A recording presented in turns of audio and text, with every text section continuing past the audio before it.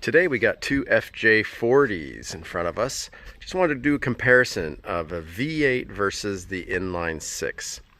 But let's start with the exteriors first. And the FJ40 here in the US ran from, for this model, the from 64 to 84, so 20 years, and they made about 372,000 of them. So what, that's about 19,000 a year, just less than that. And the 72, that's the green one, that they made about 20,700 in its year. And then the red one, which is a 74, production went up. They made about 23,700. So about 3,000 more of the 74 than the 72. But effectively everything the same.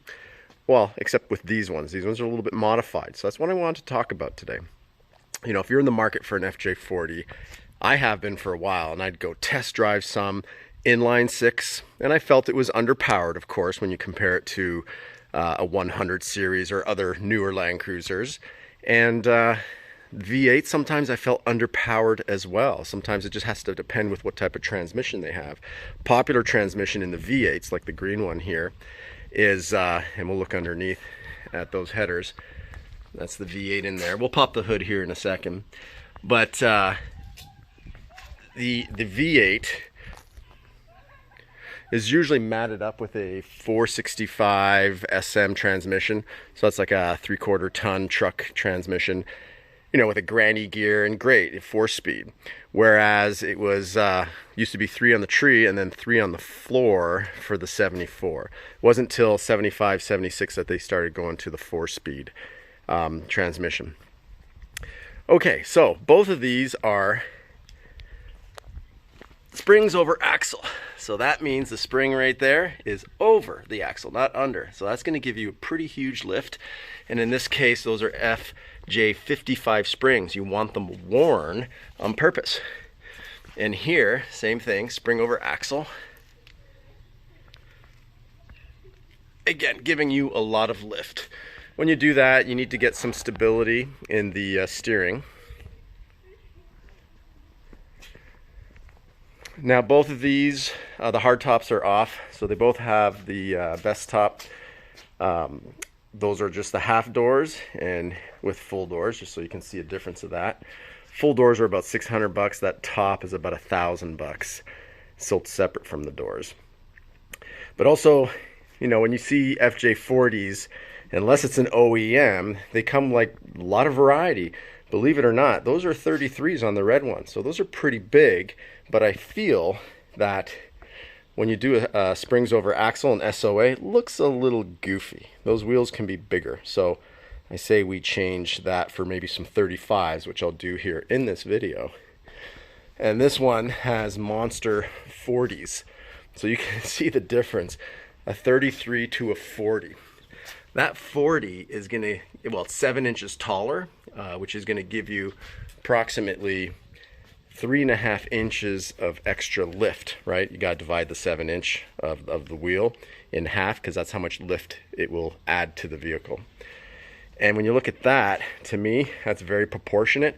However, the rear of this vehicle was extended a few inches, giving it a nice you know, distance from front to rear wheel for off-roading.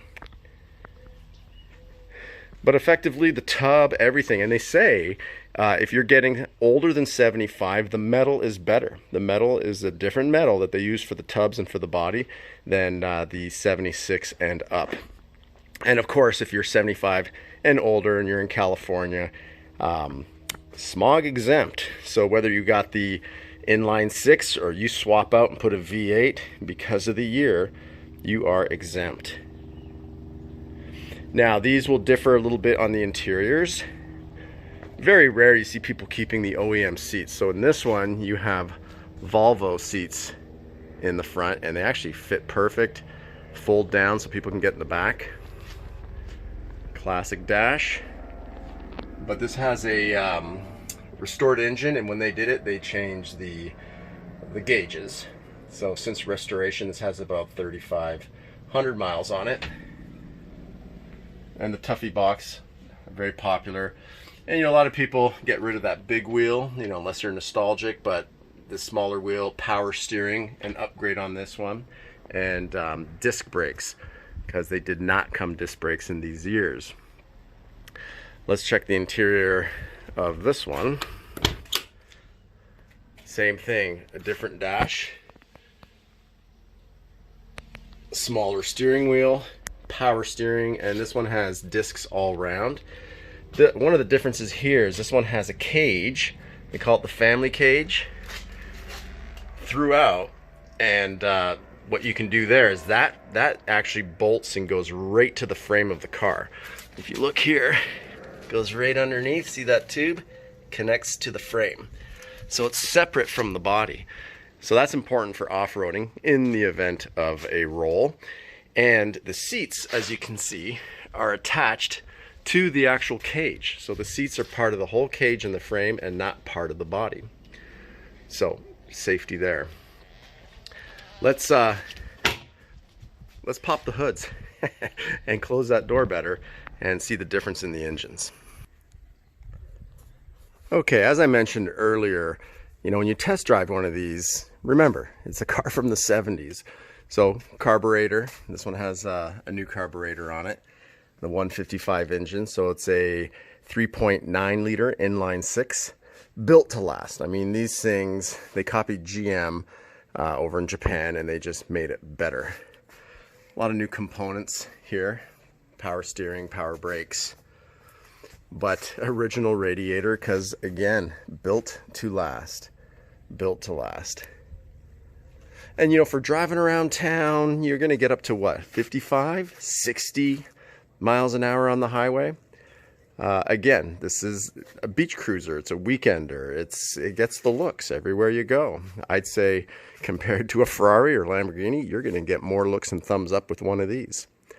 It's rare. Okay.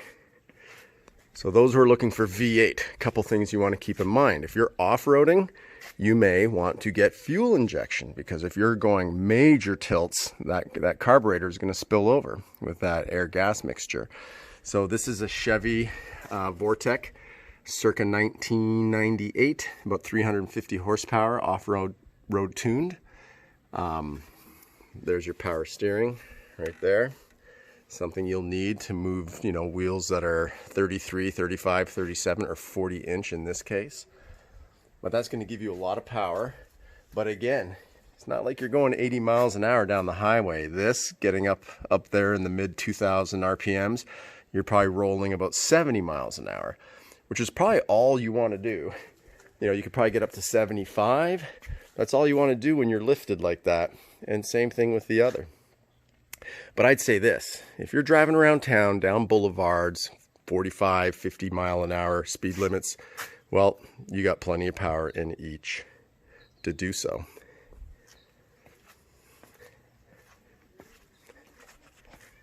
Okay, let's get those hoods closed. Okay, hoods closed.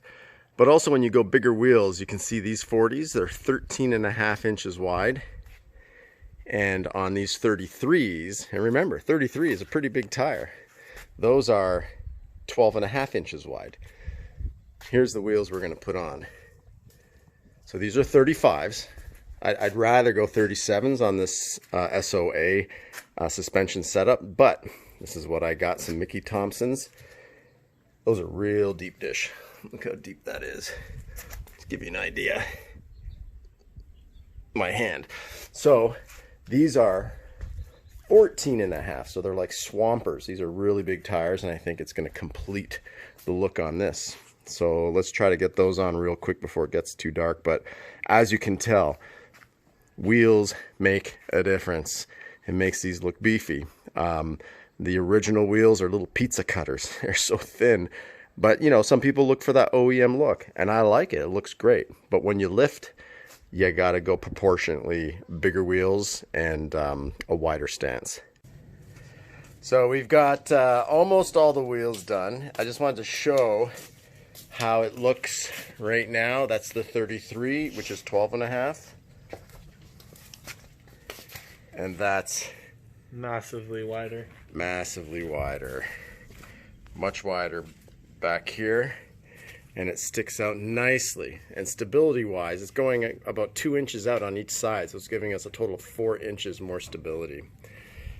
That compared to that makes a difference. It's gonna be a little bit tougher to make them roll, but we'll see. We'll give her a test drive. Okay, and with the magic of movies, there it is. Those wheels are on. So obviously this one just looks huge, 13.5. These are smaller, 35 inch, but they're 14.5 inches wide.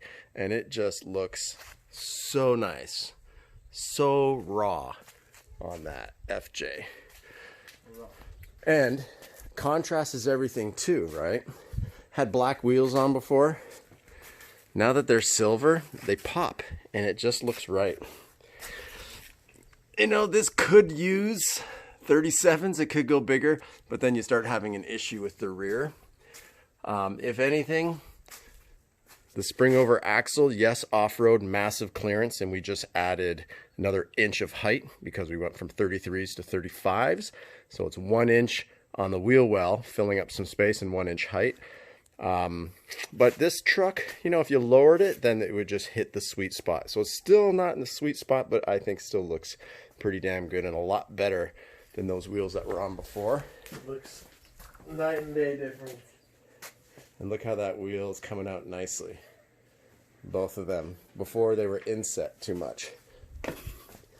So now, when it's lifted, I think they should always come out about 1 inch or 2, and that looks just right.